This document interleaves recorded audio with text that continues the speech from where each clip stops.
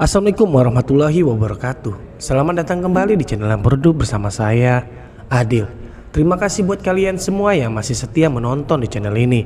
Dan buat kalian yang baru pertama kali melihat channel ini atau melihat saya dan merasa tertarik nantinya dengan cerita yang saya akan bawakan, jangan lupa di subscribe karena subscribe itu membantu kami. Seperti biasa, sebelum saya masuk ke jalan ceritanya, saya akan memberikan sedikit gambaran cerita yang akan saya bawakan pada episode kali ini, yaitu tentang seseorang yang mempunyai bengkel, di mana di hari pertamanya saja ketika malam hari ia langsung mendapatkan teror di bengkel itu. Dan si pemilik bengkel ini tidak tahu awalnya bahwa ada orang yang meninggal di dekat bengkel itu. Dan bagaimana cerita lebih lengkapnya lagi, simak terus video ini sampai habis. Dan cerita horor kita mulai.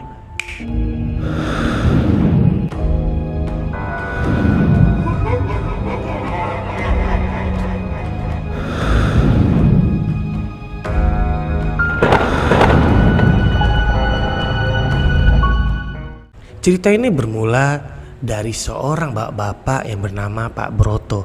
Pak Broto ini adalah seorang montir. Jadi Pak Broto ini pun juga sudah memiliki pengalaman yang sudah cukup lama bekerja di salah satu bengkel. Sampai akhirnya ia memutuskan untuk membuka bengkelnya sendiri. Walaupun kecil-kecilan, paling tidak ia sudah merasa terbebas dari tuntutan pekerjaan dirinya yang sebelumnya. Karena menurutnya kalau ia memiliki bengkel sendiri, ia jauh lebih bebas mau buka jam berapa, mau tutup jam berapa, ataupun mengerjakan pekerjaannya seperti memperbaiki motor itu tidak terburu-buru. Kala itu pada tahun 2002, di mana Pak Broto sudah siap untuk membuka bengkelnya untuk pertama kali. Saat itu Pak Broto memang sudah tidak berumur muda lagi.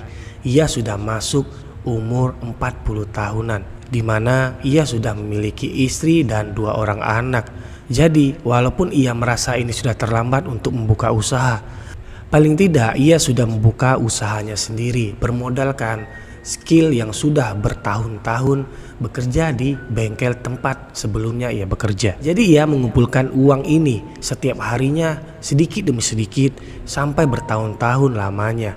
Dan di tahun 2002 inilah akhirnya ia bisa memantapkan dirinya membuka bengkel walaupun kecil. Sebelum ia membuka bengkel, ia sudah terlebih dahulu mencari grosiran-grosiran yang menjual spare part, oli, dan apapun itu bentuknya untuk melengkapi isi bengkelnya. Dan setelah semua itu ia dapati, dan kini ia tinggal mencari tempat yang sangat strategis menurutnya. Namun 1 hari, 2 hari, 3 hari ia belum mendapatkan tempat yang cocok di hatinya. Walaupun sebenarnya banyak tempat-tempat kios atau ruko kecil yang kosong disewakan. Nah, ketika di hari keempat akhirnya ia menemukan salah satu ruko kecil yang hanya 2 pintu. Di mana ruko ini ia sangat merasakan klik di hatinya. Ia melihat sekitaran, baik itu jalanan yang tidak jalanan mati, karena letak dari ruko ini berada di pinggir jalan besar atau jalan utama. Berarti banyak kendaraan yang berlalu lalang. Ia merasa, ya mungkin saja inilah tempatku.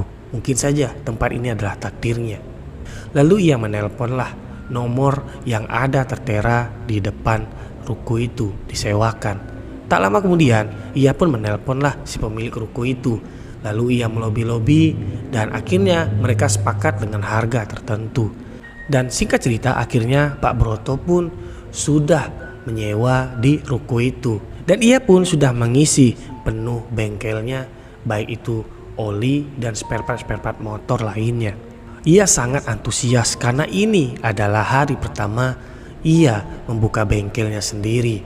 Ya, semangatnya itu masih semangat 45 lah. Dan syukurnya di hari pertama ia membuka bengkel, pengunjung-pengunjung yang butuh spare part bahkan ganti oli ataupun juga tambal ban itu mendatangi bengkelnya satu persatu. Bahkan ia sempat kewalahan di hari itu. Jadi Pak Broto ini saking asiknya, ia pun belum menentukan jam berapa ia tutup. Padahal ia tidak akan menyangka bahwa pada malam hari nanti ia akan mendapatkan sesuatu kejadian yang sangat tidak ia inginkan. Waktu berlalu cukup cepat. Iya, kini Pak Broto ini berada di bengkelnya hampir jam 10 malam. Sedangkan istrinya menunggu dirinya dengan sangat cemas di rumah. Sedangkan Pak Broto di bengkelnya itu masih sangat semangat. Ia pun di hari itu tidak merasakan capek sama sekali. Bahkan ia sangat bahagia di hari itu. Suasana di depan bengkel sangat sepi. Padahal dari jam 8 malam sampai jam 10 malam itu hujan turun rintik-rintik. Jadi suasana di depan bengkelnya itu cukup sepi. Pak Broto yang terus menatap ke arah jalan, berharap ada 1 atau 2 pelanggan sebelum ia menutup rukonya ini. Namun ternyata bahkan hampir sampai jam 11 malam tidak ada satupun pelanggan yang datang. Jadi ia pun sudah berbenah berberes-beres untuk segera menutup bengkelnya. Dan ia pun sudah membersihkan seperti kunci-kunci dan onderdil yang tadinya ia ganti dari motor pelanggannya. Tiba-tiba ada kendaraan yang mendekati dirinya, tapi kendaraan ini tidak memantulkan cahaya. Jadi suara dari motor yang ada di belakang Pak Broto ini juga cukup halus. Namun Pak Broto juga merasa bahwa ada sesuatu di belakangnya. Ia pun langsung melihat ke arah belakang. Ternyata benar bahwa ada motor bebek berwarna hitam yang dibawa oleh seorang laki-laki yang tampak sangat misterius. Pak Broto pun bertanya dengan sangat ramah, "Ada yang bisa saya bantu, Mas?" Namun laki-laki itu hanya diam saja dan menunduk, tidak menatap ke arah Pak Broto yang tersenyum-senyum tipis. Lalu Pak Broto pun bertanya kembali, "Ada yang bisa saya bantu, Mas? Apa bannya bocor atau mau ganti oli?" Namun masih saja laki-laki itu tidak menjawab pertanyaan dari Pak Broto. Lalu Pak Broto pun kembali memasuki bengkel untuk mengambil air minum sebelum ia memperbaiki motor itu, walaupun ia belum tahu motor ini kerusakannya apa. Baru saja ia berjalan menuju gelas dan ia ingin mengisi air dalam gelas itu. Lalu Pak Broto pun menyempatkan dirinya untuk melihat ke arah laki-laki itu tadi. Namun ternyata motor dan laki-laki itu menghilang begitu saja. Pak Broto pun bingung, kenapa tiba-tiba orang ini hilang? Lalu Pak Broto pun berlari kecil melihat suasana sekitar. Namun tidak ada orang itu. Dan Pak Broto pun bertanya-tanya dalam hatinya, tiba-tiba saja orang ini hilang. Siapa tadi? Namun Pak Broto masih berpikir positif.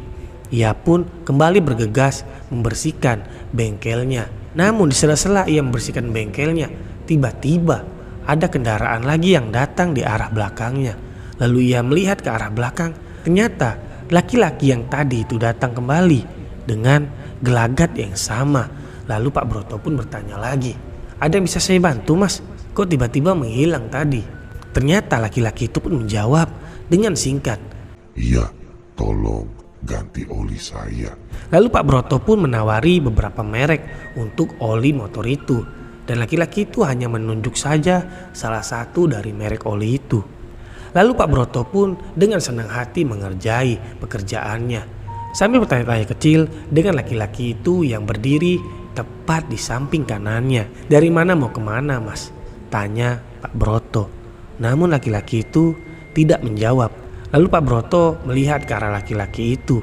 Ia menunduk saja lalu menunjuk ke arah kiri.